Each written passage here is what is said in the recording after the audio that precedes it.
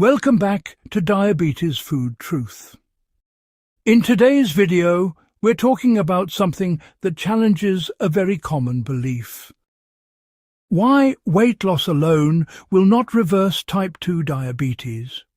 When someone is diagnosed with type 2 diabetes, the advice often sounds simple. Lose weight, drop body fat, reduce calories, and your blood sugar will improve. And to be fair, weight loss can absolutely help. But here's the problem. Weight loss and metabolic health are not the same thing, and treating them as if they are can lead to frustration, plateaus, and sometimes even worsening long-term outcomes. Because type 2 diabetes is not primarily a weight problem. It is a problem of insulin resistance. That distinction changes everything. Type 2 diabetes develops when cells stop responding properly to insulin. Insulin's job is to move glucose from the bloodstream into cells. When cells resist insulin's signal, glucose remains elevated in the blood. Over time, the pancreas produces more insulin to compensate.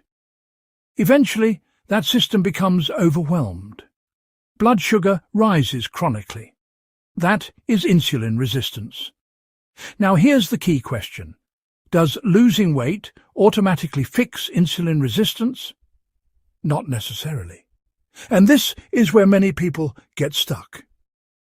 Yes, excess body fat, particularly visceral fat around the organs, is strongly associated with insulin resistance. Reducing that fat can improve insulin sensitivity. But weight loss does not automatically mean improved body composition. When we lose weight, we don't just lose fat, we can also lose muscle. And muscle is one of the most important tissues for glucose disposal. In fact, the majority of glucose after a meal is taken up by skeletal muscle. If muscle mass decreases during weight loss, our capacity to store glucose safely decreases. So someone can lose weight on the scale, but also lose metabolically protective muscle tissue. That is not the same as becoming metabolically healthier. This is why two people at the same body weight can have very different blood sugar control. One may have higher muscle mass, better insulin sensitivity, and healthier metabolic markers. The other may have less muscle, higher insulin levels, and ongoing insulin resistance. The scale doesn't tell us that story. Body composition does. There's another layer to this. Rapid weight loss, especially through extreme calorie restriction, can temporarily improve blood sugar simply because less glucose is entering the system. But if the underlying insulin resistance is not addressed, if muscle mass is not preserved, if lifestyle habits are not changed, then blood sugar often creeps back up. We see this repeatedly. Weight lost, blood sugar improves. Weight regained, blood sugar worsens, because the core metabolic issue wasn't fully corrected. Now let's talk about medications and rapid weight loss strategies. Certain weight loss injections and aggressive dieting approaches can produce impressive reductions in body weight. But without resistance training and adequate protein intake, a significant portion of that weight loss can be lean mass. If muscle declines, metabolic rate drops, glucose disposal capacity decreases. Long-term insulin sensitivity may not improve as much as expected.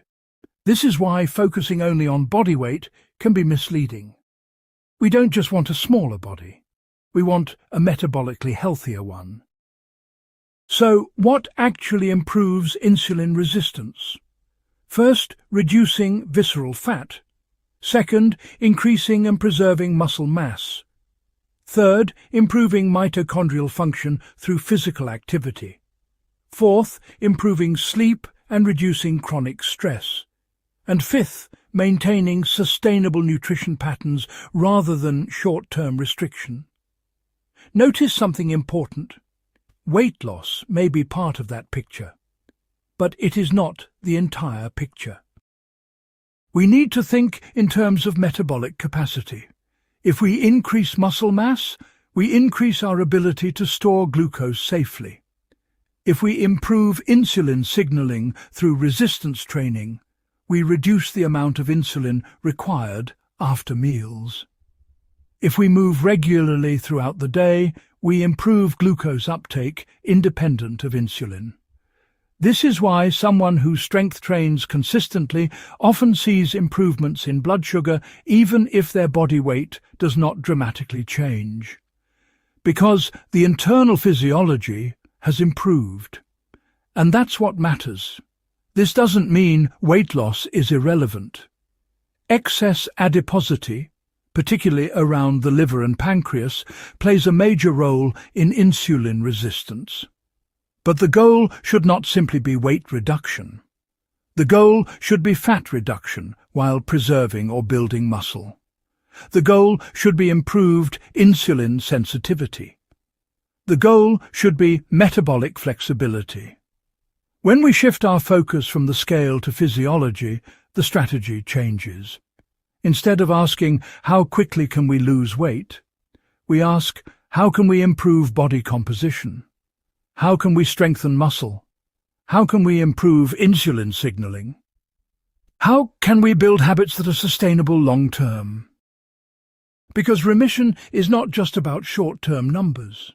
It's about long-term metabolic change. Weight loss can help improve type 2 diabetes. But weight loss alone does not automatically reverse insulin resistance without preserving muscle, without improving insulin signaling, without changing long-term behaviors, without addressing visceral fat specifically. We may lose weight, but not fully correct the underlying metabolic dysfunction. And that's the difference between temporary improvement and sustainable remission. If we want real change, we need to focus on reducing harmful fat, preserving and building muscle, improving insulin sensitivity, strengthening metabolic health. The scale is a tool, but it is not the goal.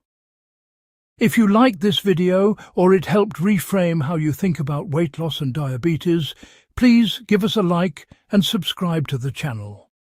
Thanks for watching.